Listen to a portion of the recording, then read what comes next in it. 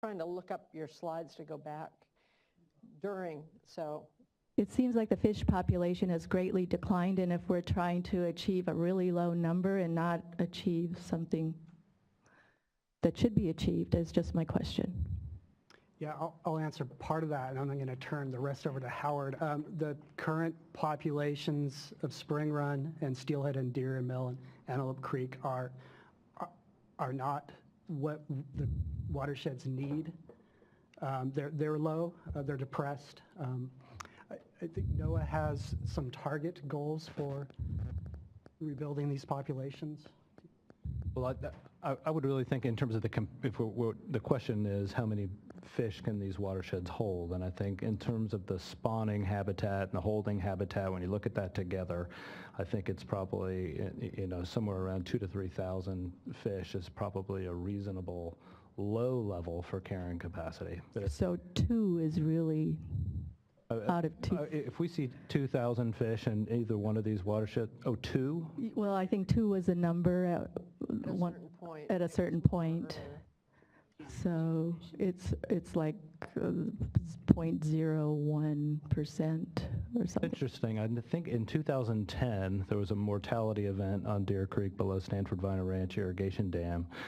21 fish, I believe, died in the third week in June. I think that particular year represented somewhere between 8 and 10% of the population. So it can be significant. There's variability, and in some years and that's why we are trying to broaden the protections across a larger time scale, because the variability is unpredictable, and the abundance that could come in late is hard to say. But if you're looking at 8 to 10% of a population dying in one particular location because they can't get up to where they're going to hold and spawn, that's significant. Yeah, I think they're not going for a big target. They're trying to avoid losing a small bunch because they're dealing with avoiding extinction. I'm just looking. Targeting, it could support that much, but it's not like we're trying to get that many this year. Okay, I was just thinking about a Band-Aid versus a fix. It's or something. Yeah. Okay, thank you. And my other question, I'm not sure if this is appropriate, but I was just wondering as you were speaking, you said 4 are willing to sign the MOU, 2 have signed, 3 are not willing. Can you tell us who are not willing to sign the MOU? Just no judgment, just wondering. We're in active discussions with a lot of the potential signees, so I would not really want to point that out. And I didn't say that they were unwilling. I just that we're not certain on 3. Mm-hmm. So we have. Is that is that private information? When the MOUs are finalized, then it becomes public information. Right. Okay. Right now we're in confidential discussions. The discussions, okay, are confidential. I just find that very interesting. Thank you very much.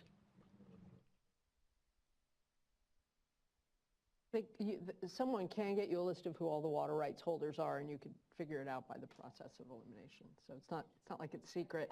They just don't want to call people unwilling that they're trying to negotiate with. That's what I think just happened there. It's not like, get it? That's what was happening there. Gretchen Umlauf, followed by Deirdre Desjardins.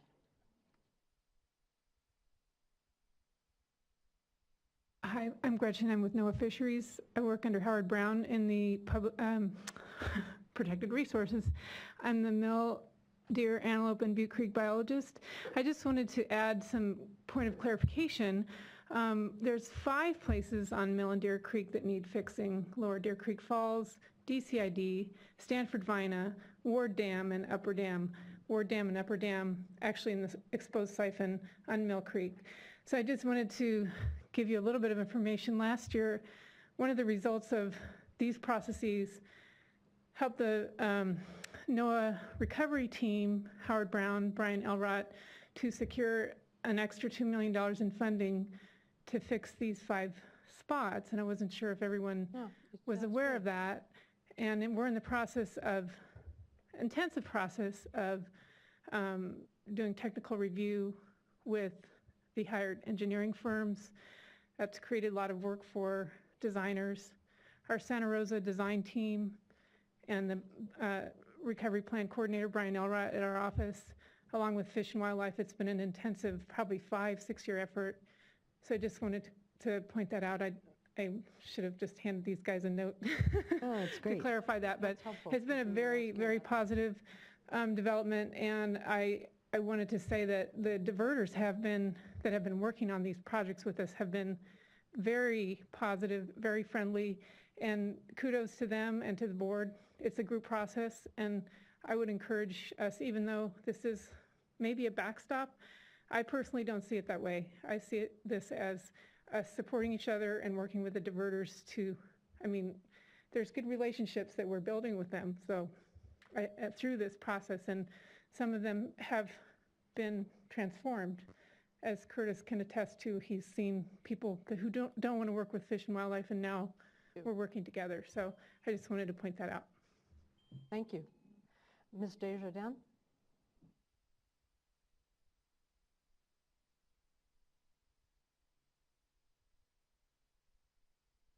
I just wanted to make the observation to look at these tributaries in the context of the larger curtailment of the Sacramento Valley watershed. I looked up the water rights for Stanford Viner Ranch. They have a pre-1914 water right where they divert about 17,000 acre feet, and a post-1914 water right, 1918 appropriative right, where they divert about 4,700 acre feet. That, of course, is curtailed during the summer months. Their statement of diversion and use says they normally don't divert any water between November and April. So the only issue, and the most water is diverted June through August. You know, really the issue is if they were curtailed from, I had their appropriative right curtailed from the end of May up through November anyway. So the question is, you know, where's the other curtailment sufficient? You know, and if so, it could be just shifting the other curtailment a little earlier and giving them a right to divert water a little bit later when it doesn't impact these fish. We have to have streams that are healthy. So I would really urge there to be better integration of this kind of tributary analysis, which is critical for keeping these salmonids alive, with what DWR is doing and what the board staff is doing. Thanks. Thank you. Other questions or comments? Yeah, sure. So I've given this a lot of thought, and this is probably going to be a little different from what we're used to, but I am not prepared to support this. So I want to give the reasons why I'm not prepared to support it, and then also, since I would be a no vote, want to encourage you all to maybe consider directing our staff and the agencies to work toward some long-standing, more permanent solutions. Mm-hmm. So if you could bear with me on this sort of different approach. First of all, I just want to say that I absolutely agree with the end game here. It's great that it's been a successful program, and I think that the approach is just what I'm uncomfortable with. So this really seems to be more of a long-term public trust that we should be working toward, and in light of the fact that these are priority streams and we've known this for a long time, it's a little frustrating that this comes up in the context of an emergency reg and that not much has been done until January. And it just seems to me that those agreements got entered into once our staff provided information to the fish agencies that they weren't going to go along with those higher flows. And then the users got that information, and then they entered into the agreements. And so it just seems, I'm thinking of the term reasonableness. We're saying that the diversions are unreasonable, the collective diversions, and I think that we should also be held to a standard of reasonableness. So when we expect these flows to be curtailed, I think that it's incumbent upon all of us, all the agencies. I just reviewed the California Water Action Plan during lunch. There's lots of good language in there about collaborative efforts. Clearly the collaborative efforts work once everybody's reasonable, and I would just hope that we could, that the board would be willing to direct the agencies to work with the users on a collaborative approach and not wait until the last minute.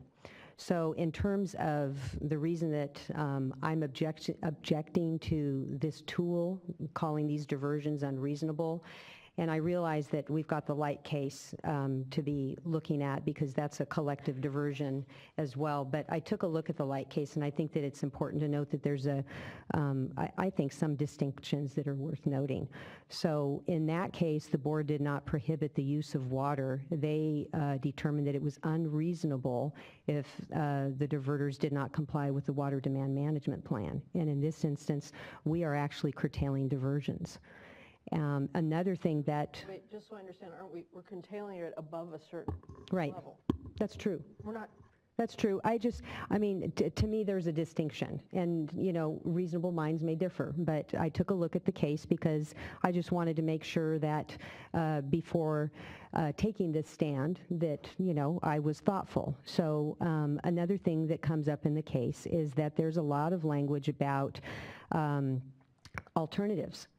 And I think that that process was probably different. I wasn't on the board at the time, but an emergency reg is different from a regulation adopted in normal course. So perhaps there was more of an opportunity to get that information that we don't have right now. But in that case, it points out that while protecting sensitive crops from frost is of critical importance, the practice can be managed to reduce immediate demand on stream flows.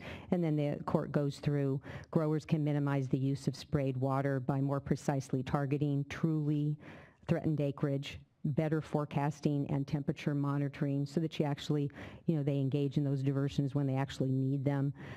Construction of frost protection basins during high flow, use of wells, and wind machines, heaters, cold air drains. So lots of alternatives. And I think that, you know, what's missing here is in order to, like Mr. O'Loughlin was saying, in order to balance and determine what's reasonable, there's plenty of case law that says that you've got to look at it in terms of the context, you know, the local custom. We haven't looked at that. We don't know who's out there. We don't know what they're doing.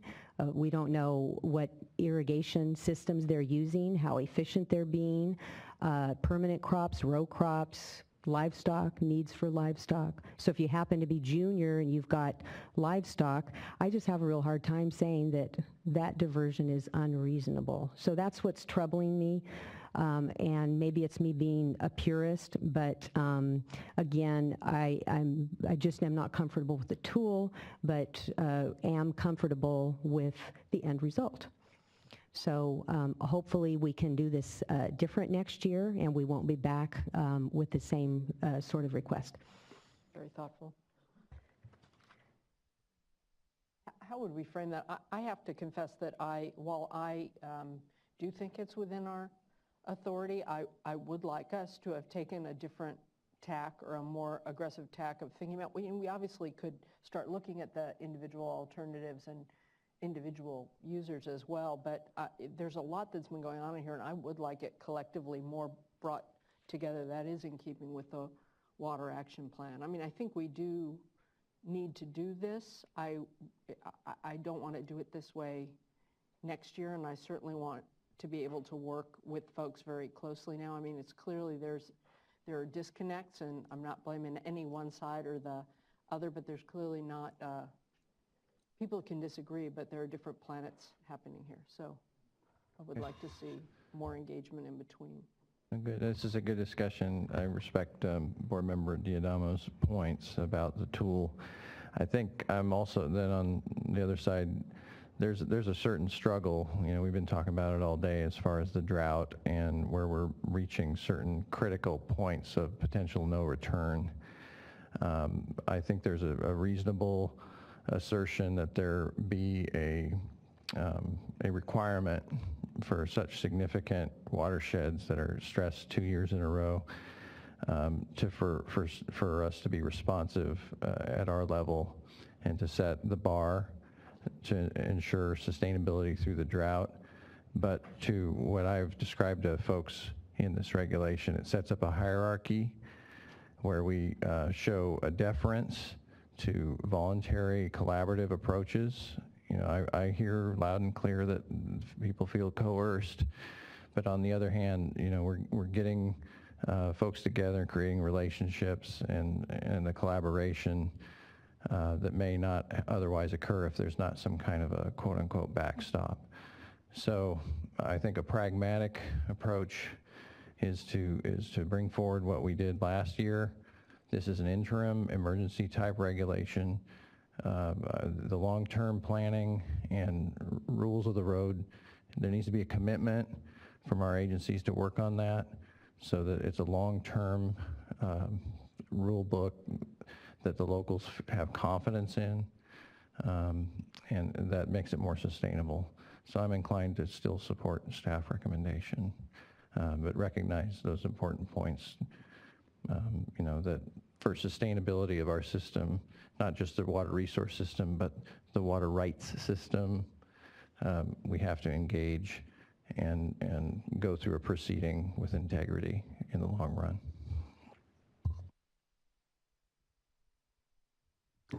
I also want to thank Board Member Diadamo for her comments. We don't always agree, but I always appreciate your articulation of your thoughts and reasoning, and I always find them to be very helpful and very thought-provoking.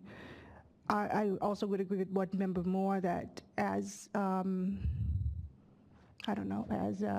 as much as I would prefer that we have more options and tools, this is the option and tool that seems to be at least providing some benefit in order to encourage the collaborations that are so necessary to address these challenging issues. And so I also am prepared to support the staff recommendation. But I do very much agree with and support Board Member Diadamo's and also the chair's comment in terms of, going from here, how do we have a productive dialogue that would result in additional tools and mechanisms, hopefully through a collaboration for future endeavors. And I don't know, Board Member Diadamo, if you've given any thoughts into what that discussion might look like. I don't think that our not adopting the regulations and telling the parties to go work with the fishery agencies is going to be as productive as we all hope.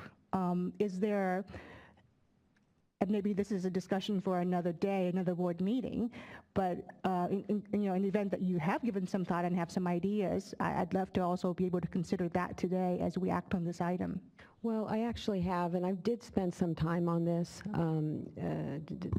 Throughout the year, there have been a number of water users that have questioned our use of this.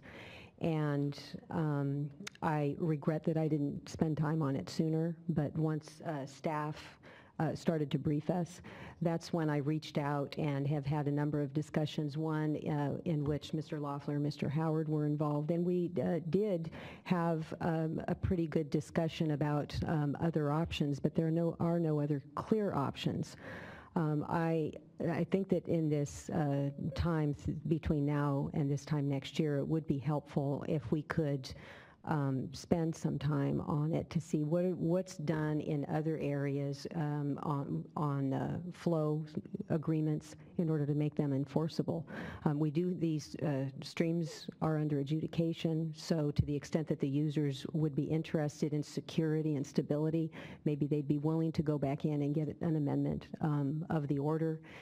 The other thing that I would say is that I'm committed to this. So I would like the agencies to know that to the extent that I can be helpful, I have indicated to the water users that I'm willing to spend my time on it. And, you know, sometimes folks from the water user community can be unreasonable, and so I'm willing to invest my time to see if we can come to agreement so that we don't have to come back and we have this regulation next year. But I do agree, the challenge, I think, in the end is going to be enforceability and some sort of a backstop, which I don't object to. I just object to this type of backstop. Could I ask a question? There were some active discussions last week in the North Coast Regional Water Board about setting enforceable flow levels, whatever you want to call it, using criteria, objectives, and that sort of thing within a basin plan framework. You know, that is one tool that actually, I think, exists now. Could staff, you know, opine on that as one of, because I think of the, let me piece this together, the Water Action Plan a little bit. We've talked about Mill Creek being selected in the governor's proposed budget to be worked on collaboratively. What would be the ultimate destination of recommended numbers, you know, and timing, numbers, thresholds that might come out of such a Water Action Plan project?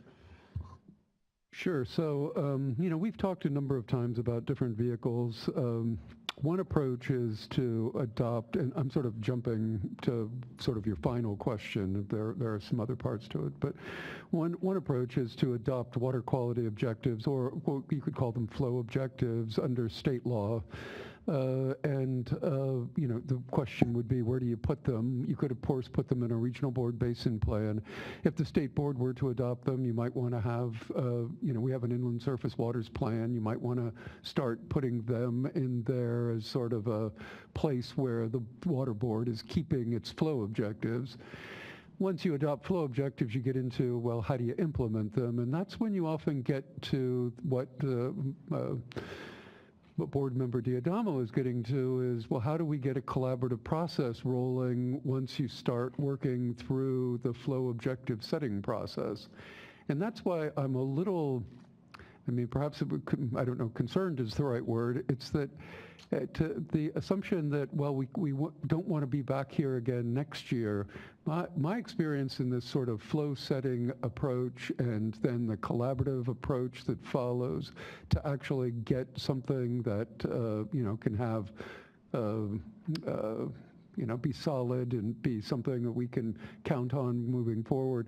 You know, it's a multi-year process. It's not, and you could say, well, we've got a start on this one because we have a couple of flows, but these were what were characterized as belly scraping flows that were only in very critical seasons, and it wasn't a full flow setting process that we would normally go through, and we don't necessarily want to, I mean, maybe we do, or maybe we don't, encourage people to come to some sort of final adjudicated proceeding that they put these kind of flows into an adjudication, and then we come along 3 years later as part of the Water Action Plan and say, oh, we have a new set of flows that are, you know, have a different magnitude, duration, frequency, that we've gone through this much more scientific process, and we'd like to change them and have a new collaborative process. So the problem, from my perspective of, you know, sort of saying, let's just not ever do this again and let's be back over the next year, let's get this all sorted out, is that my experience is it usually takes a lot longer than that. It's all in how you define this. Sure. When we say it, this doesn't mean you can't do emergency regs. This means there were conversations we had last year that there were conversations about but didn't get followed through, that there were periods of month where folks, no disrespect intended, were asking for what they wanted for, but it was too high to encourage people to come in. And once our guys said that's beyond where we're probably going to recommend, then the conversations happen later on. It's just managing this better, not resolving that entirely. That's what we need to be working towards. Is that, at least that's what I think. Yeah, I guess when I was responding to the comment that, well, why don't we get this into an adjudication? At least it's kind of what I thought I was hearing, and so that's when I was trying to respond that, well, that might be not the right approach right now. But in any event, I certainly understand, and we will start discussions soon, and working with Board Member Diadamo with the people in the watershed to see whether or not we can avoid this type of thing altogether. Personally, if people understand what it is the board intends to do, and there's no reason these agreements, we could just, avoid these agreements at all, or this setting of regulation, and just have for the, if this drought persists, that agreements would be adequate for us for next year or two once we've got experience and we know that people are all going to stick to their agreements. That's certainly an approach that could work if people in the watershed are willing to just make the agreement permanent for the next few years while we see if we can come to some other more long-term approach to this. Well, I was the one who asked Board Member Diadamo for a suggestion, and I certainly respect them. I don't know that I'm eager to jump on the bandwagon and have staff go out and start these discussions, recognizing the very, very limited resources that we have, as well as those of the fishery agencies, well, I guess everyone in the room, in dealing with all the water rights issues that are before us. I'm mindful of our conversation, Mr. Howard, in terms of our updating of the water quality control plan phases 1 and 2, how that is being impacted by the drought and activities related to the drought. So, before you take anything being said right now as a direction by the board to engage in, staff resources in additional discussions, let's take a breath and at some point have that discussion about priorities and resources and limited resources and directing limited resources toward priorities before you tackle on yet another challenge for the Division of Water Rights staff.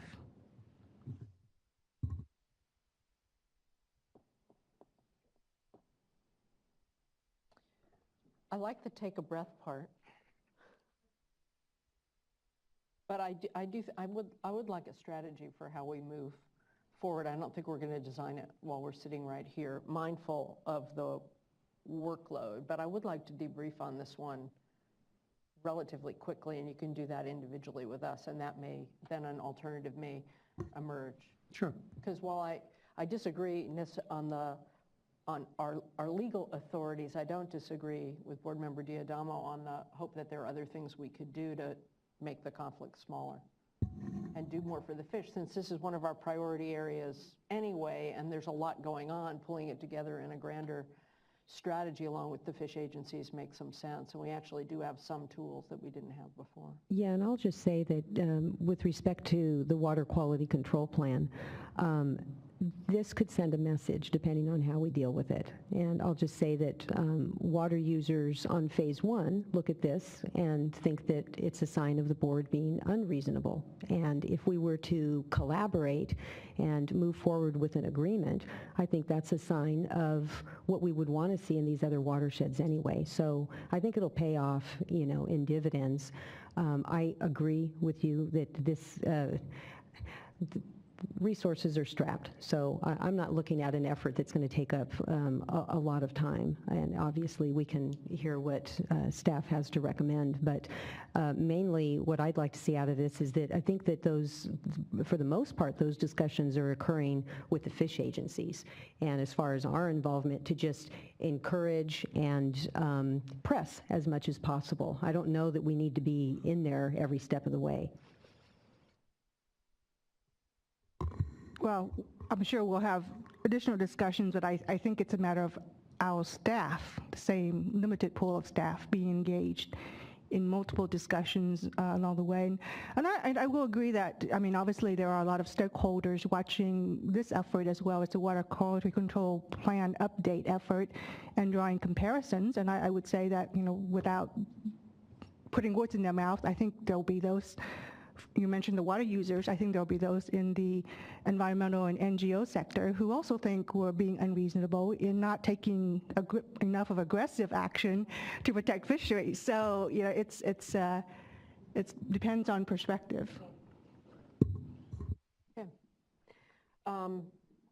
Do I have a motion? It is important to have a motion, isn't it? Did I miss Mr. Moore, since you've been thirding everything today, would you like to make the motion? Checking with the council. Put your mic. So there was a change sheet? Correct. There's a corrected change sheet. Correct. Okay, yes, I'm prepared to make a motion for staff recommendation, including the corrected change sheet number 1. I will second that motion. Any more discussion? All in favor? Aye.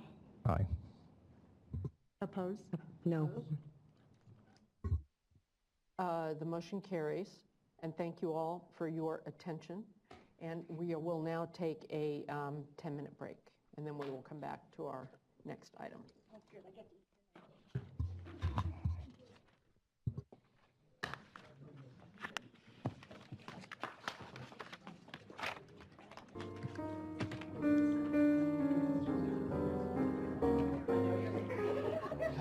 Better go caffeinate before we start up again.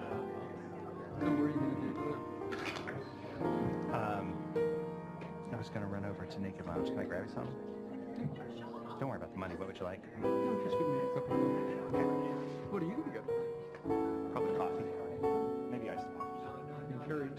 Yes, I could do that.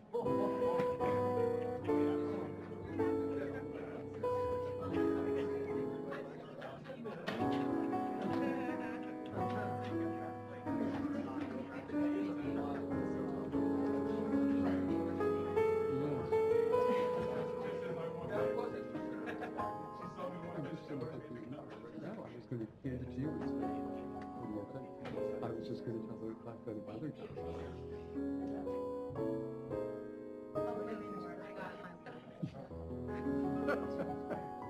Why not?